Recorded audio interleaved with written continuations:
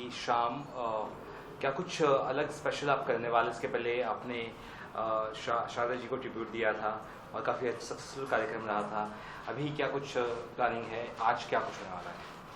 आज ये शो जो है हमारे ऑर्गेनाइज़र मिस्टर सचिन तेलंगे जो हैं काफ़ी सालों से ऑर्गेनाइज करवा रहे हैं शोज़, तो उन्होंने मुझे न्योता भेजा कि ये प्रोग्राम जो होगा उसमें आप गाइए आकर के। तो इसमें एक है कि जो मेरा ओपनिंग ट्रिब्यूट होगा दैट इज़ फॉर राज कपूर साहब, उनकी 100th एनिवर्सरी पे उनको ट्रिब्यूट दे रहे हैं।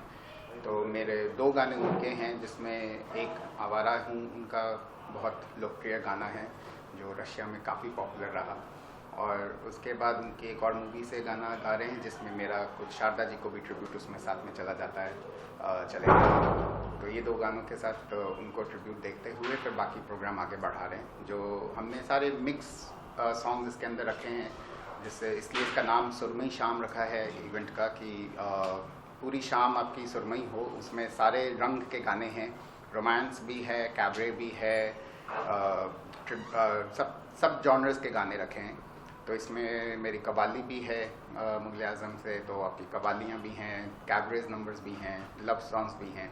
So it's a blend of all the variety of genres which the audience hopefully will enjoy today and they will take it a memory with them. Raj Kapoor साहब का 100th anniversary, ये सही बात कहा आपने। तो क्या कुछ लगता है कितना इम्पोर्टेंस उनका है म्यूजिक के हिसाब से भी अगर देखा जाए तो? कुछ फिल्मों से तो है ये, म्यूजिकली भी has given and number of melody song. बिल्कुल, जैसे सबको पता है कि राज कपूर साहब को बोला ही शोमैन ऑफ द मिलेनियम गया है।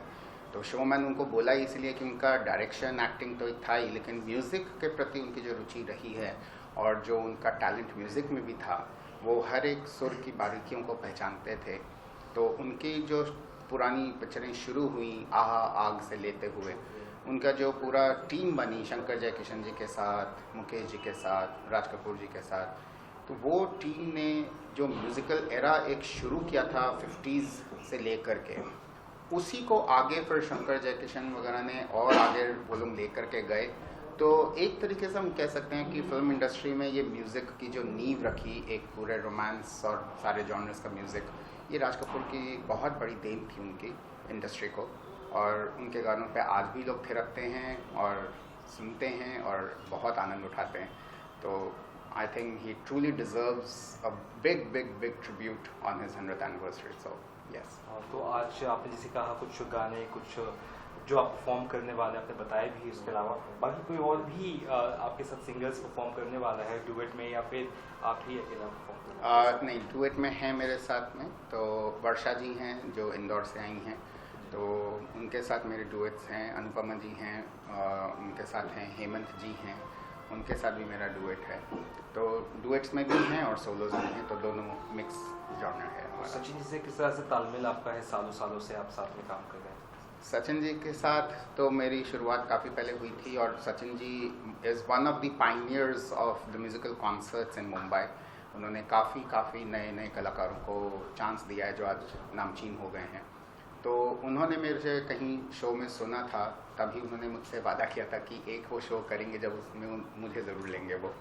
और तब उन्होंने एक परफॉर्मेंस में मुझे बुलाया भी था, वो तलत अजीज़ जी के साथ में था एक शो।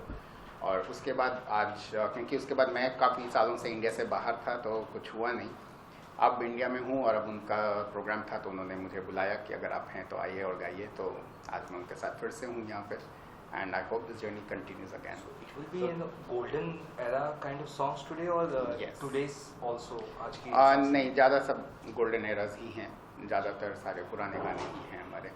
तो from the 50s to the 80s ज़्यादा हैं, तो 80s को भी हमने कवर किया है इसके अंदर।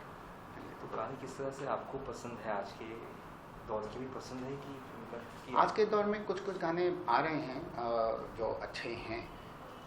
आज के दौर के सबसे बड़ी प्रॉब्लम सिर्फ यही है कि जो लिरिक्स है वो उस मतलब के नहीं निकल के आ रहे हैं जो उस ज़माने में हुए थे। जो कविताएं थीं, जो गज़लें लिखी गई थीं, आज उन शब्दों की बारीकियों को आजकल कोई समझना नहीं चाहता है, और आज की जनरेशन ही उन गानों को समझ नहीं पाती, क्योंकि आज वो कैबलरी वो है ही नहीं जनरेशन की। तो उनके लिए जो स्लैंग्स यूज़ होते हैं लैंग्वेज में, और उन्हीं के ऊपर आज लिरिक्स भी लिखे जाते हैं, ग्लोबल हो जाता है, यूनिवर्सल हो जाता है, सबको समझ में आ जाती हैं स्लैंग्स आज की। तो वो स्लैंग्स की लैंग्वेज आजकल ज़्यादा, और बाहर के रैप का इन्फ्लुएंस ज़्यादा हो गया है, हिप हॉप का इन्फ्लुएंस ज़्यादा हो गया है, बी बॉइंग का इन्फ्लुएंस ज़्यादा हो गया है। तो इवन द सॉन्ग्स, कोरियोग्राफीज वगैरह थोड़ा, मतलब जो हमारा एसेंस ऑफ बॉलीवुड था वो कहीं मुझे लगता है खोता जा रहा है। तो आज भी, लेकिन इसलिए अगर आप देखें तो जितने भी कॉन्सर्ट्स वगैरह होते हैं तो उसमें आज के नए गाने सिर्फ उनके जो सिंगर्स हैं वो ही गा रहे हैं, लेकिन अगर कोई और कॉन्सर्ट्स हैं तो उसमें गाने आज भी सुनने वाले जो हैं श्रोता, वो आज भी पुराने गानों को ही सुनना चाहते हैं। तो जी वो है। सर 31 क्या प्लान 31 न्यू ईयर आ रहा है, कुछ प्लान सर? न्यू ईयर के दिन मेरा शो है, लेकिन इंडिया में नहीं है, मुझे बाहर जाना है, तो इंडिया में नहीं है मेरा वो शो। 31 का मेरा बाहर है शो। सर कैसा रिस्पांस रहता है बॉलीवुड के सॉन्ग्स को लेके बाहर में? बहुत ज़्यादा। मुझे जो वॉइस ऑफ शारदा का खिताब मिला था वो मुझे मिला ही न्यूजीलैंड में था। तो जब मैं न्यूजीलैंड में था तो एक इवेंट ऑर्गेनाइजर ने मुझे कहा था गाने के लिए कुछ, और किसी मेरे जानकार ने उनको जाकर के बोला कि शारदा के गाने भी ये गाते हैं। तो जब मैंने गाया तो उन्होंने एक पूरा शो वॉइस ऑफ शारदा के नाम से किया मेरे साथ। वहाँ पे बहुत ही उम्दा रिस्पांस रहा और एक्सेप्टेंस लेवल बहुत ज़्यादा था। और वहाँ बॉलीवुड के सॉन्ग्स को, चाहे आप पूरी दुनिया में जाएं, कनाडा जाएं या यूरोपियन कंट्रीज़ में जाएं, हम लोग वर्ल्ड टूर कर चुके हैं और हर जगह बहुत खुले आर्म्स के साथ और बहुत वार्मथ के साथ वेलकम होता है और एक्सेप्टेंस होती है उसकी। Sir any more collaborations you looking forward कि कुछ इंडिया में कुछ नया म्यूजिक लाना है या इंडिया का म्यूजिक कहीं बाहर लेके जाना है? Like people are looking forward for all this such you know. So do you have any plans? Yes, so we have a plan for Canada अभी। तो वहाँ पे मेरे न्यूजीलैंड के ही जानकार हैं जो अब कनाडा शिफ्ट हो चुकी हैं, तो उनके साथ अभी वी आर इन कॉन्वर्सेशंस। तो they are trying to organise event and a show basically on television. तो अभी उनके वो चैनल वगैरह से बातें चल रही हैं, तो उसमें they are trying to introduce the Bollywood culture from India. और वो चाहती है कि मैं यहाँ से जाऊँ और बॉलीवुड से ही कोई और आए जो एसेंस ऑफ बॉलीवुड वहाँ पे ले करके जाए, क्योंकि अभी भी कनाडा में ज़्यादा पंजाबी कल्चर तो है ही ऑलरेडी, उधर पंजाबी फोक वगैरह को एक्सेप्टेंस काफ़ी है, लेकिन अब जो ट्रू बॉलीवुड कल्चर है उसको हम लोग वहाँ टेलीविज़न पे भी ले करके जाने की सोच रहे हैं। तो that is in the loop and the talks. So I hope जल्दी से जल्दी वो आपको देखने को मिल जाए। As an artist what do you think about कि जो टेक्नीशियंस है आजकल जो बड़े कॉन्सर्ट्स में और वहाँ सिर्फ लाउड स्पीकर्स बजते हैं, टेक्नीशियंस होते ही नहीं है, राइट? तो what you have to say about कि मतलब आज के जनरेशन में कितना इंपॉर्टेंस है टेक्नीशियंस को भी स्टेज मिलना और परफॉर्म करना? बहुत इम्पोर्टेंट है। आज एक तो कैरोके का ज़माना बहुत हो गया है, वो कैरोके प्लेटफॉर्म पे लोग गा रहे हैं, तो आई थिंक लिप सिंग ज़्यादा होता है, और इवन परफॉर्मर्स पीछे प्लेबैक कर दिया और लिप सिंग करके परफॉर्म कर दिया, तो that's a good for performance. I mean मेरे भी शोज़ काफ़ी होते हैं, क्योंकि as a dancer and choreographer जब मुझे डांस करने के लिए बोला जाता है तो obviously it is not possible कि आप डांस पूरा करके और साथ में गाना भी गाएं, तो उसमें लिप सिंग ही आता है, लेकिन फिर वो डांस और लिप सिंग परफॉर्मेंस ज़्यादा होती है। लेकिन from a singers point of view, अगर मैं सिर्फ कैरोके सिंगिंग कर रहा हूँ, तो वो जो एक म्यूज़िक के साथ जो कनेक्ट बनता है वो आपका नहीं होता है। और even for the live audience they want to see the orchestra, वो ऑर्केस्ट्रा के साथ जो एक फील आता है ऑडियंस को, उसमें बहुत मज़ा आता है। कैरोके में इट्स इकोनॉमिकल, तो इसलिए people have shifted to the karaoke because of the economical factors, but without orchestra and the technicians a singer is nothing alone. तो वो बहुत इंपॉर्टेंट। तभी आप देखिए शंकर जयकिशन जी के, लक्ष्मीकांत जी के, उनके बड़े बड़े ऑर्केस्ट्राज लगते थे। इंडियन आइडल में मैं गया था जब लक्ष्मीकांत जी का शो था, तो उसमें उन्होंने प्यारेलाल जी ने बताया कि जो सत्यम शिव सुंदर उनका गाना था, तो उस गाने के लिए अराउंड 150 म्यूजिशियंस लाइव बैठे थे and Lata ji performed. That is like एक ड्रीम है कि आप 150-200 म्यूजिशियंस के साथ एक गाना गाएं। आप सोचिए क्या समा बंधेगा वो, जो कैरोके कभी नहीं बना सकता। तो technicians are very very critical and important, और उनका भी काम है, उनकी रोजी रोटी है, तो आई थिंक उनके बिना तो सिंगर अकेला कुछ नहीं कर सकता।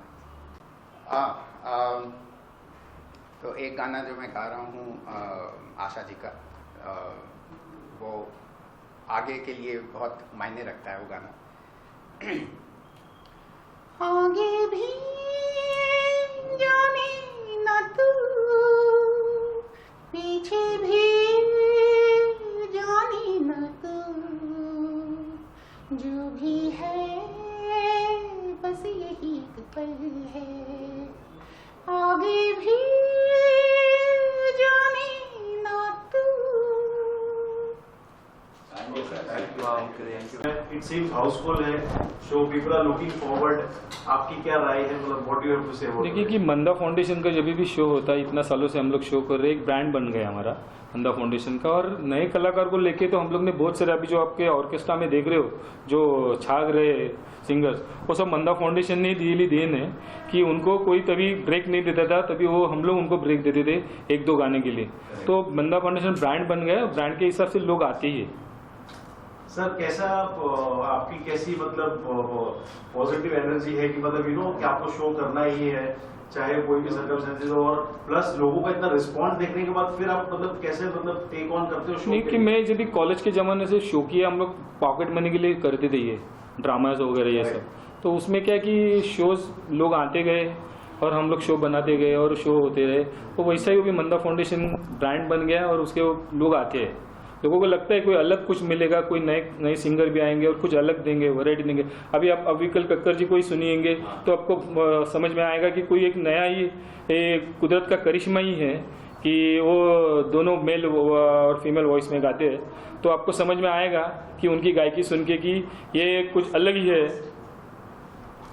पहली दफा आपने जब सुना था इनकी डुअल वॉइस, कितने प्रभावित या सरप्राइज आपको? नहीं, पहली बार सुना था मैंने श्रीराम अय्यर को भी सुना था, मगर उनसे भी अच्छा बेटर ये गाते हैं, नहीं ऐसा नहीं। और इनके गायकी के साथ इनकी जो अदाएं है, जो स्टेज पे परफॉर्मेंस रहता है, वो परफॉर्मेंस इनका देखने लायक रहता है। वो परफॉर्मेंस और गायकी ये दोनों का जब भी संगम हो जाता है तो एक्चुअली ये कलाकार से अच्छा ही निकलता है।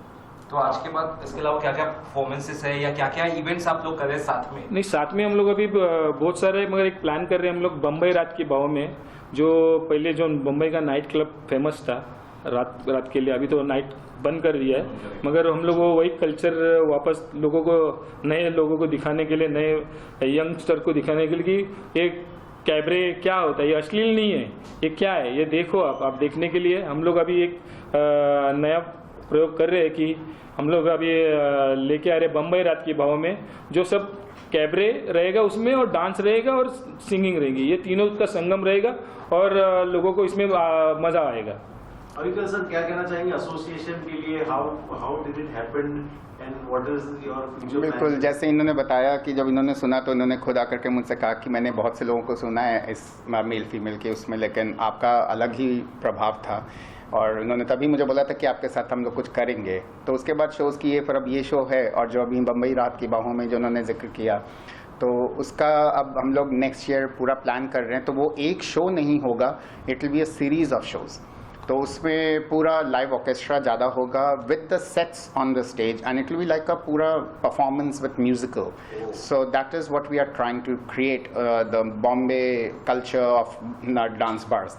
बट एज ही सेड कि वो अश्लीलता पे नहीं होगा। आप जैसे कैबरेज में देखें तो आप हेलन जी को देखें, सारी ज़िंदगी उन्होंने कैबरे परफॉर्मेंसेस दी हैं, लेकिन कभी भी उनको देख करके एक वल्गैरिटी या अश्लीलता कभी नहीं लगी है। उनको सब लोग देखना चाहते हैं, not because of the costumes but her performance. तो हम वो एक परफॉर्मेंस के ज़रिए उस आभास को वापस ला रहे हैं। सो बाय नेक्स्ट ईयर बहुत जल्दी हम लोग उसका अनाउंसमेंट करेंगे। सो वो एक सीरीज़ इनके साथ होगा, तो that will be like a series of shows which will carry on. तो वो एक चलेगा। यस, चाहते हैं कि राज कपूर जी का कोई आवारा हूँ या गर्दिश में हूँ, आसमान का तारा हूँ। आवारा हूँ या गर्दिश में हूँ, आसमान का तारा हूँ। आवारा हूँ।